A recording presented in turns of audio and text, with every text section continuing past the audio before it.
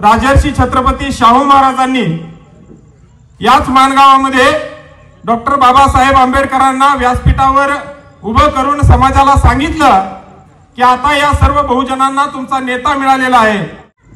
त्या शाहू महाराजांच्या राज्यामध्ये त्याच मराठा समाजाला आरक्षण मिळावं यासाठी संसदेमध्ये पहिल्यांदा आवाज उठवणारे सन्माननीय राजू शेट्टी साहेब आहेत। राजू शेट्टी साहेबांची संपत्ती काय आहे ते बघायचे असेल तर या मानवकरांनी दिलेलं प्रेम या ठिकाणी तुम्ही सगळे जर बघू शकता। आमच्या नेत्याची हीच खरी संपत्ती आहे आणि हीच खरी दौलत आहे। साहेब महाराष्ट्रातच नव्हे तर देशामध्ये सर्वोच्च मतांनी आपल्याला नेता हा निवडून आणायचा आहे।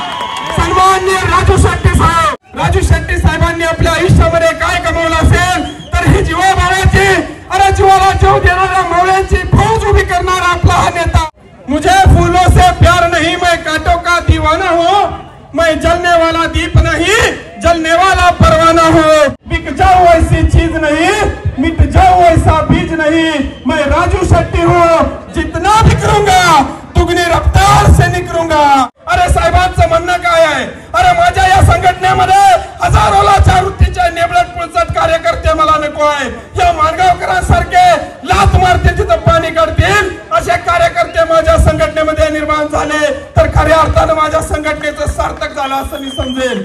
उपेक्षितांना अपेक्षित न्याय देणारा आमचा नेता, त्या क्रांतिसिंह नाना पाटलांनी इंग्रजांच्या टाचावर पत्र्या मारून त्यांना या देशातून बेदखल केलं।